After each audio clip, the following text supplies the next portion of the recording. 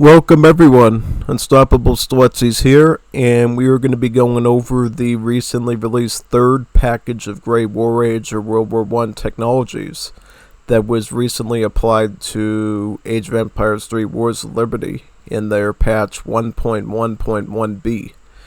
And it's quite a good number of techs. Just like last time, it's about 10.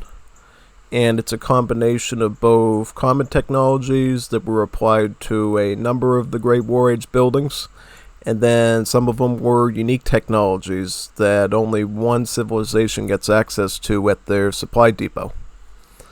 And I figured to start off the list, we would go over Russia, since Russia was the first civilization I discovered that actually has one of these unique technologies at their supply depot. Just boot it up real quick and run a quick test so I can show it to you. And while we're going over Russia, we may as well go over the common techs as well, since there is a good number of them actually this time around, and some of which are actually pretty substantial in my opinion. A whole lot of love, so we can get up there super quickly. Speed always wins. Unless you're the hare, of course, and the turtle beats you anyways.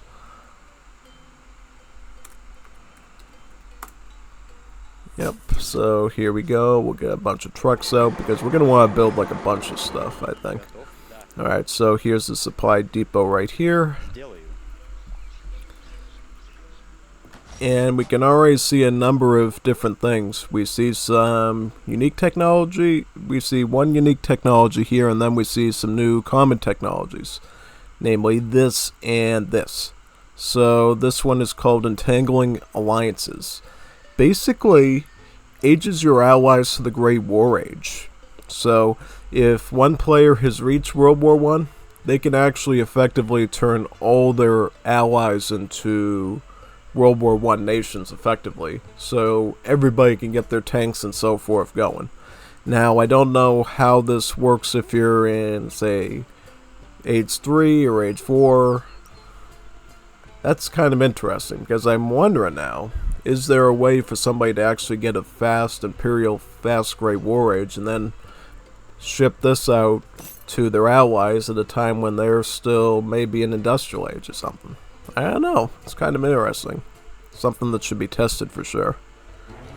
And then we get this other new common technology called searchlights. Town centers temporarily gain a huge line of sight, so they can literally see everything.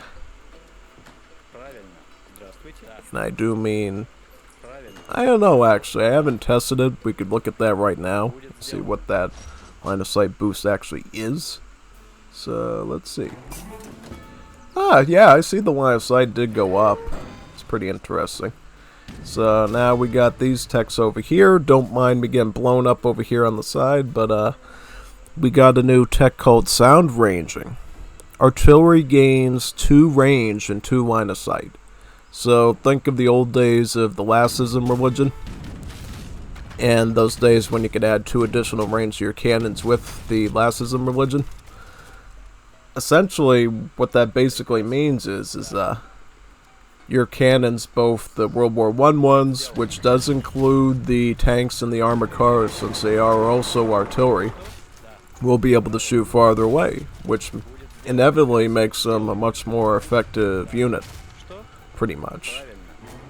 Yeah. And now, what we're going to do here is we're just going to build some stuff over here. And this is another technology they added for the assembly line. It's called Peace Through Strength. It's misspelled, by the way. Hopefully they can fix that. Artillery gains 50% hit points. So basically half of their initial starting HP. This is pretty good for things like tanks, armored cars, as well as your other artillery pieces. And while I'm over here, I'm also going to just build a bunch of airships and stuff, I think, yeah. I just wanted to get all my stuff in the air because we're going to need that for another test that we're going to run pretty soon. And while we're here, I guess what we could do is this. We could just, Yeah, I could just build like a bunch of tanks and stomp them out here, right? Yeah, we could do that. Get out of here. I don't want you here. Get out of here. Go away. Get out of here. I don't want you here. Get out. Out. Out. Get out. Stop it. Stop it. You're not funny. You're not making me laugh. Get out. Yeah, just instantly trained a bunch of Russian tanks. Oh, yeah, look at that. Powerful. Powerful, powerful. Is he actually going to retreat finally? No, he's still shooting at me. Still shooting at me.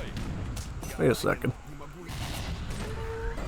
I have enough oil for... Yeah, I'll get some more. Yeah.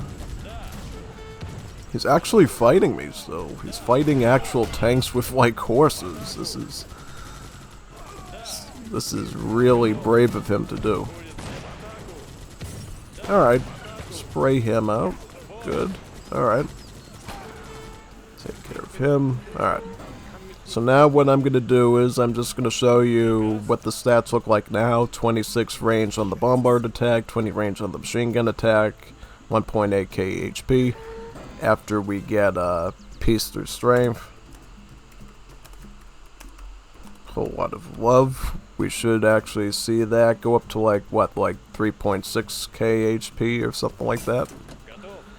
No, that would be double. It's about half, so it's about 22,050. No, not 22,000, 2,250. Alright. So yeah. A pretty good HP boost, I think. You know, this is going to make your tanks better in combat if you can get this tech earlier. And then when you combine it with sound ranging, then you'd... Where's the range boost? There's no range boost here. They gotta fix that, man. It's literally a cannon. It should have more range. Does counter battery fire at least? Yeah, the counter battery fire works, but that doesn't. Yeah, they're gonna have to fix that because tanks and armored cars are also artillery, so they should definitely be affected by this sound ranging technology. But anyways, there was a tech added to the field barracks as well for the soldiers. And that technology was gas mask. So, you know how mustard gas works, right? Geneva Convention, crimes against humanity, absolute genocide of your entire army. Yeah, with gas mask, your soldiers will actually become immune to the gas, essentially. Yeah, that was already the case for the flamethrower, which is part of the European roster of Great War Age units, but now the soldier will also be immune to gas attacks from the Zeppelin. And this is for all civilizations, so now basically every culture in the game will have one unit where they can essentially survive the gas attack and keep pushing, you know. Before, the Zeppelin was basically like a rush stopper that stopped any sort of attack. Now it might just shave off some of your artillery, some of your tanks and stuff, but your soldiers can still keep pushing. And this indeed cements the soldier from the field barracks as like the mainstream unit of Great War Age. Even further now, since not only can it push as good as it has before, but it can also use the gas masks to survive being exterminated like cockroaches, basically. Yeah. And not to mention, too, they also improved some bugs with the soldier as well as a side tangent that actually allows him to be affected by things like fencing school and infantry upgrades and stuff. So your soldiers are going to be quicker training now and they're going to fight better. Yeah, I thought I'd bring that to your attention because I thought it was a pretty nice little fact. I want another truckie because I want to be able to make some more aircraft. I want to be able to make some fighter planes, all these, and we will put them over here because I have to show you the unique technology of the Russians, which is parachutes, right?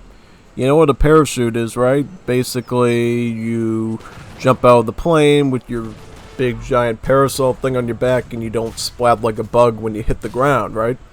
Yeah, apparently in this game, Russia's the only civ that has those things, so normally, you know, if you're a fighter pilot in a plane in Wars of Liberty, and your plane goes down, you're probably gonna get incinerated, cooked to a simmer, and then slowly crash to your death in the air.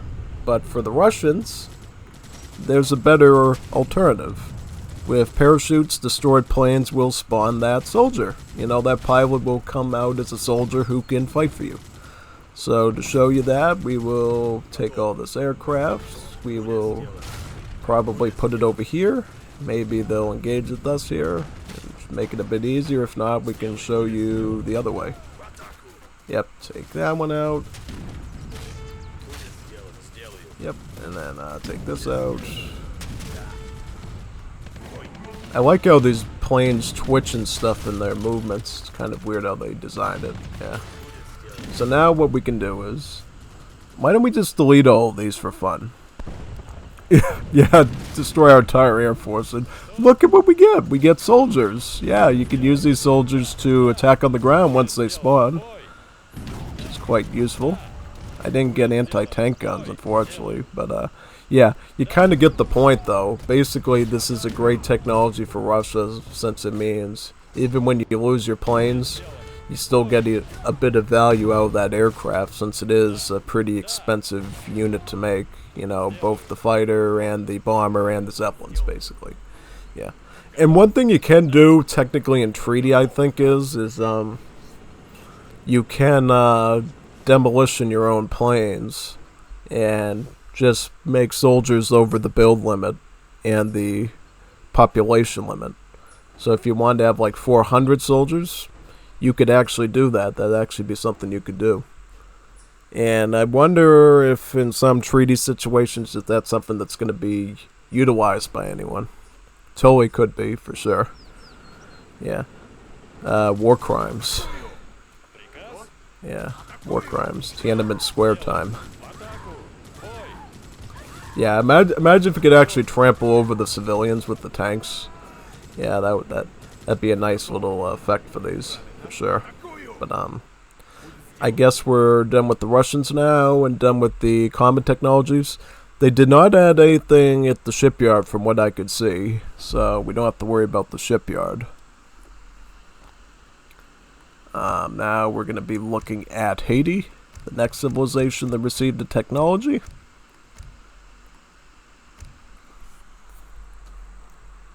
Unique one, that is. Alright, whole lot of Juanita Bonita Amor, and speed always wins if you're the one that has it. Get these trucks. Supply depot. For this one, I'm gonna construct a stable and get some houses up, maybe. 1, 2. Alright, so the unique technology for Haiti is called the Monroe Doctrine. You know what the Monroe Doctrine is, right? It basically sticky glues every Juanito country in the world to America, basically. And because of that sticky glue, it allows lieutenant mounted riflemen to be trained at stables, not redoubts, and makes them cheaper.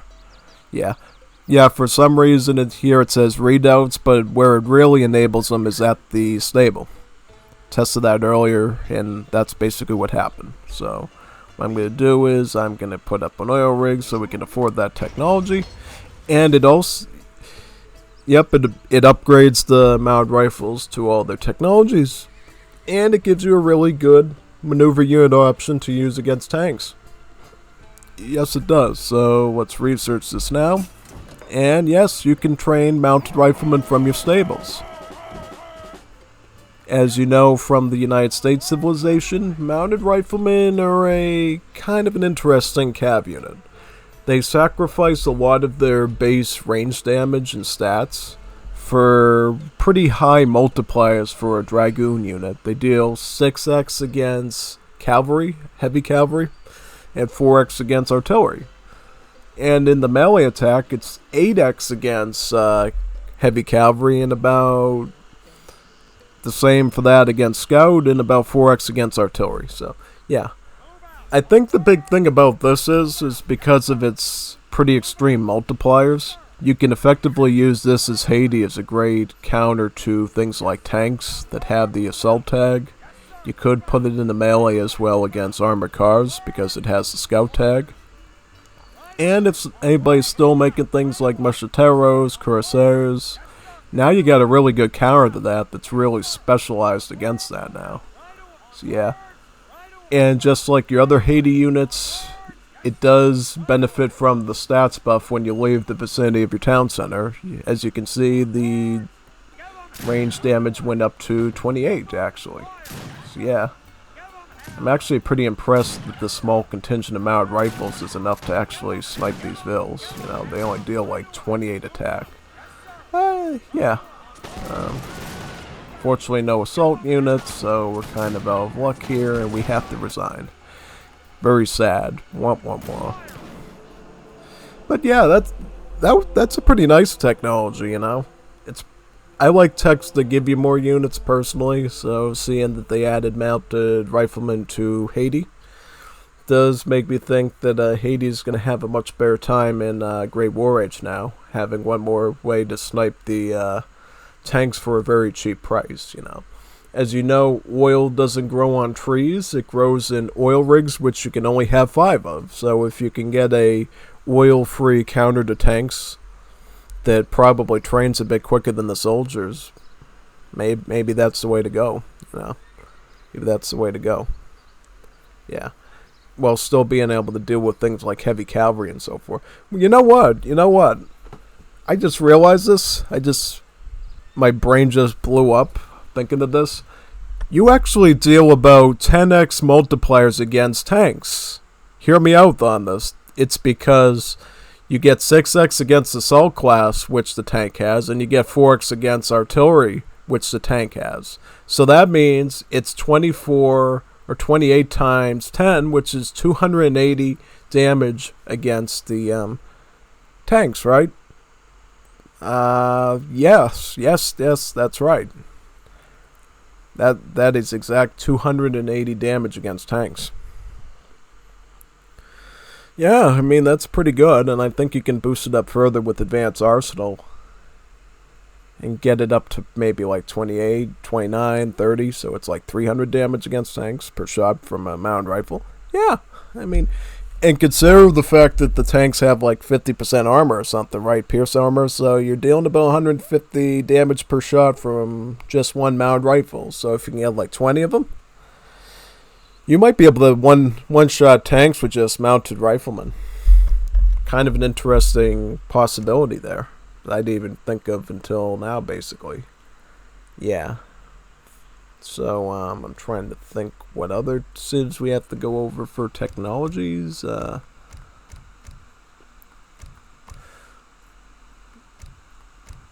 Trying to look over here.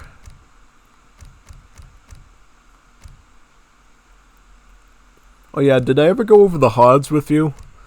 I don't think we went over. I'll go over the HODs again in case we didn't. Yeah, the HODs got a Great War Age technology. And they still have that wacky thing with the UI where, you know, you basically have to cycle through and research a couple of things to see it. Pretty much, so yeah. Unfortunately, we have to reboot the game because, you know, the weird Wars of Liberty bug where it just freezes if you play more than one consecutive game while being in the game, sort of thing. That's why they tell you to restart the game every time you do a match. But since we're not facing against Juanitos Bonitos, I don't really care as much, so I'm going to try to milk it as much as I possibly can. Yeah, I'll just get that going.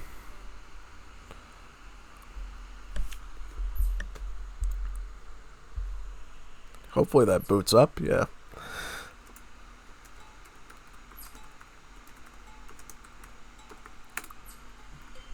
Alright, get the Great War Age. Speed always wins. Because we definitely want to win. Or at least make it look like we win. There we go. Get the trucks. For this one, we don't really need a lot. I think probably just an oil rig and a couple of field barracks. Maybe. Perhaps.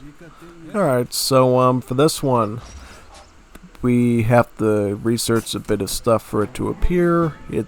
Technology is called Doughboys. field barracks units trained faster. So basically that means your soldier, your sniper, and your field mech. So basically that means for you, your army's going to come out a bit quicker. And just like the Pillsbury Doughboy, your units will say, when you select them, basically. No, it doesn't do that, but it would be pretty funny if it did. So yeah. I mean, I can't tell if that's quick training or not, because I literally have speed always wins active, so who knows at this point.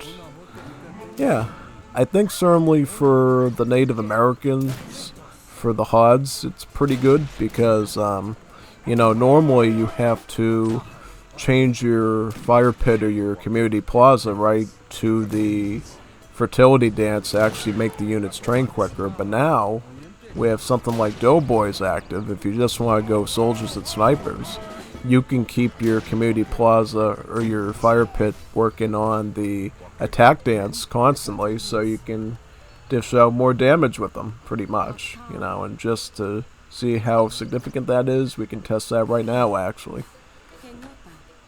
How good the attack actually is on these. Yep, let's see. Get as many bills as we can on here. I never thought of that, actually. Like for Lakota and HODs, how much damage can they actually get out of their Great War Age units by using the attack dance? So right now it's up to 60 attack. I'll just keep throwing things at it. And then of course with HODs you have your combat cards as well. You can get infantry combat, infantry attack, infantry hit points. So you actually get a fair amount. So these soldiers for HODs are actually looking pretty okay, honestly, in terms of overall stats, I think. I mean, 75 attack, 780 on the HP. Yeah, that's enough to wipe out just about anything that India throws at it. I mean, granted, India doesn't... Oh, they get the siege elephant, but they don't get artillery, so the anti-tank guns thing is probably not going to be a serious concern for you until they, of course, reach World War I themselves. But just facing against Tiger Claws, Chakrams, you can see already having that much attack on the soldiers is pretty substantial. And being able to push, and then you can probably train even more here, which we could probably do. Get some snipers in the back. And eventually, if this is a real human, a real Juanito, you probably would be able to push them pretty effectively. Yep, and then just put some more houses down, make the army bigger, and now this is the big test. What happens if you use snipers to snipe a elephant? We'll see. Let me see, actually. Ooh. Animal Cruelty 101. Ooh, yeah. Yeah, these aren't even dragoons. These are just technically skirmishers, and you can, like, snipe down an elephant with them. Unbelievable. Yeah, you probably could get that, too. Ooh, yeah. Even the Jat Lancers, yeah. Quite powerful. Quite powerful. So now we're going to move on to another civilization. I believe the Zulu had a technology, right? Yep, the Zulu did. And we'll go over that one right now.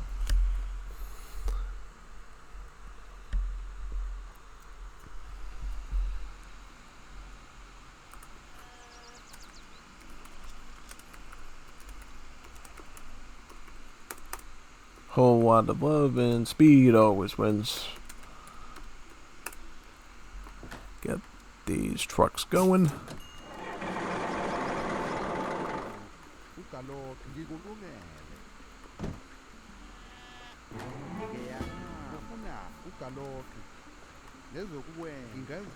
So what the Zulu technology is, it's called improvised weapons. And dispatch riders are much cheaper. So looking here, your dispatch riders start out at about 90 oil and 180 coin. But once you get that technology going, I'm just going to get some pop here. Once you get that technology going, it goes down to a cost of... What? The cost of the dispatch rider did not go down. Well, looks like the coin, 135. Is that what the cost was before? Huh. That's weird. That's very strange. Yeah. Yeah, for those that don't know what the dispatch rider does, it's basically like a World War I style dragoon unit. You know, rides a motorcycle instead of a horse, and it just has multipliers against artillery. So yeah, basically you can go after somebody's cans with this thing, or apparently their Ford wagon, right? And just ride around the map and look for stuff. It's a bit different from standard maneuver units since it actually has both hack and pierce armor. So it can deal with both melee situations and range attack situations quite well. I'm just trying to ride around, see if we can snipe any artillery or anything for fun. The main reason I wanted to really show some dispatch rider gameplay is because it's not a unit you see a whole lot, honestly. You know, you rarely ever see this unit being used because the African civs are not played that late game usually. So it's certainly something pretty different. Yeah, I mean, the dispatch riders do pretty well, I think, in terms of combat. And their range attack is pretty good rate of fire. What do you think? Yeah. Alright, so there's that. I mean, wait a second. I want to check that cost one more time to see if the dispatch rider actually got cheaper. Because I really want to know if that's something we're going to have to report to the devs. A wheel lot of love, yeah. Speed never wins.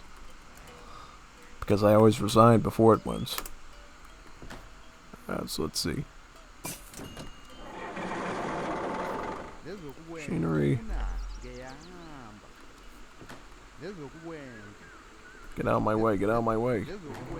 Alright, so yeah, so the coin cost went down because it started out at 180 and then it went down to 135, is that right? Yeah, it goes down to 135. So it makes the coin cost cheaper but not the oil cost. That's a bit of a problem. They do need to fix that, because if it's going to make the unit cheaper in coin, it should also make it cheaper in oil as well. Because oil is ideally the more expensive resource than the coin is, so I mean that does need to be discounted as well. I think it's only fair to the people that it is. Yeah, you the people. It's gotta be cheap enough for you. Yep. And now I'm gonna be going on to the Germans, who I believe also got a technology. There was this pretty neat one I'm trying to recollect. I don't know if it was Germans or Belgians. Actually, yeah, the Belgians did get technology, so we'll have to go over them as well, I think.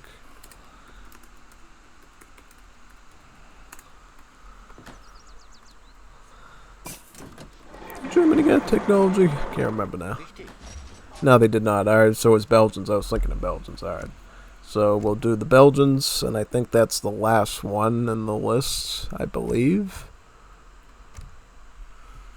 I believe with pretty good certainty.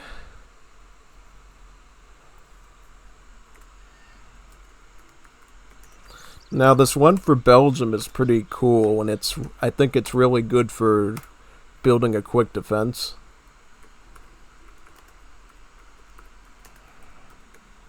So what it does is, once we get this going, let's build all these out, right? You get a supply depot. I think we just need a supply depot to demonstrate this, I believe, but I'll just check it to... I could add an oil rig just to be sure. Alright. So basically what the Belgian technology is, it's called No Man's Land. Bunkers can construct adjacent bunkers as annexes. So you know what an annex is from the Swedish Civ, right? A building that can be built by another building. So what this means is, let's say we build a single bunker somewhere over here. Like over here, this one. Once we research this technology, what you can actually do, and we'll just get all the bunker technologies like this one and any other ones we need. Nope, that's just about all of them. What you can do is, you see here, you can actually construct a bunker next to it. And another one over here. And another one over here. And another one over here. And another one over here. And another one over here. Yeah, this one's not building for some reason. That's weird. Why isn't this one building? Build already. And then you can build another one over here. Trying to make a cross of some kind, but I already did, so it's alright. You can build another one over here. And another one over here, yeah. So basically, you can take one of your bunkers here, and you can build, using the annex functionality, build all the other bunkers around it, like this big giant fortress structure.